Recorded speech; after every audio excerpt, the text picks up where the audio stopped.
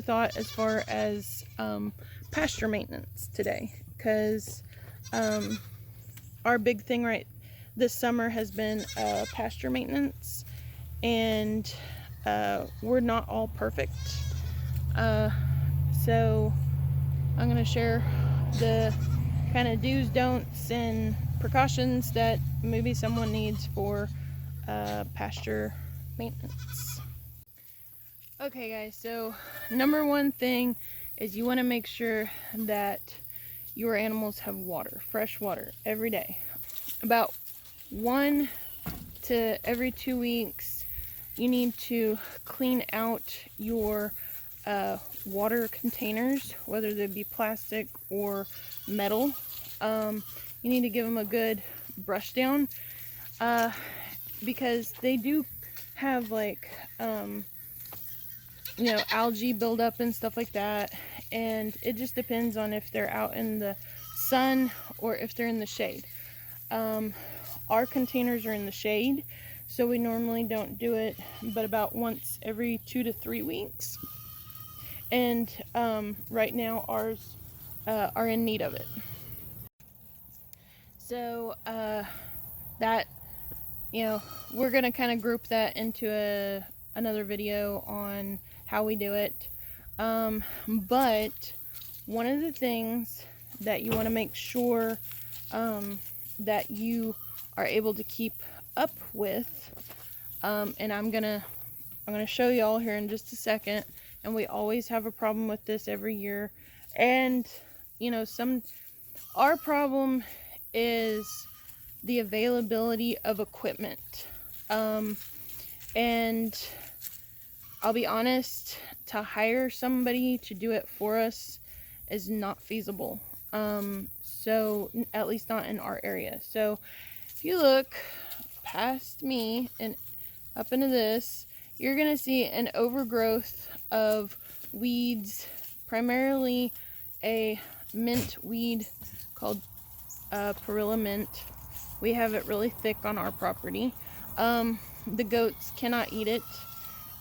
If they do, they can get sick by it, but they don't. They usually steer clear of it.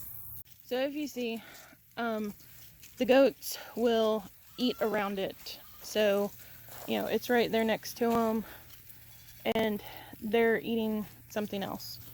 But the thing is, to where out here in our pasture, so once you get past the shaded areas here, our pasture is clear of it, and that's the same as out in the back pasture. But the some of the baby goats, they might hi guys, they might some of the new goats or baby goats, they might nibble on it every now and then. All it's gonna do is mess with their rumen just a little bit. It'll turn their poo bright green, and then we'll normally give them a probiotic, and within a couple of days it clears up. But also they know that they don't need to be eating it, and so after they nibble on it one time, they don't go back for it. We've never had a goat to get toxic or have a toxic reaction to the mintweed. But so, like I said, where we are on our farm and everything is to where we don't have a whole lot of access to equipment. We have to borrow or rent a lot of the equipment, and so sometimes we're not able to. And so, but in doing that, we have learned some do's and don'ts and precautions and stuff like that to where we can share with y'all. So mainly, the perilla mint weed, along with other weeds that you don't want in your pasture, like not necessarily all of them are going to be toxic to goats and livestock, but you just don't want them to take over. There are different chemical weed killers that you can get from your local livestock feed store or co-ops, and you can spray your fields and stuff, but about 90% of them require a tractor with a sprayer on it, which we don't have access to, and to hire someone to do it, because it takes so long, and where we live out in the rural area is it'll cost more than trying to figure out how to do it ourselves with borrowing equipment. So just keep that in mind with your pasture maintenance, because you want to have enough grass to support your animals, your livestock, which we do, but this weed, it takes up that space, takes up a lot of space that could be for pasture. So just keep that in mind if you do have weeds and stuff. That's one thing. And whenever we have the cows, they clean it up pretty good, but the cows haven't been on the pasture for a couple of months now, and so the goats don't eat what they don't want. And so that's one thing with rotational grazing that can be helpful, is to where you have like sheep or cattle come in, they eat what is coming up, like the weeds and stuff that the goats won't eat, and then you can put your goats on afterwards, and they'll have access to the grass and stuff versus the weeds. But again, now that our hayfield and stuff has sold, we don't have access to the extra grass hay that we could put the goats on. So things are changing to where it's a little bit different around here, but not by much.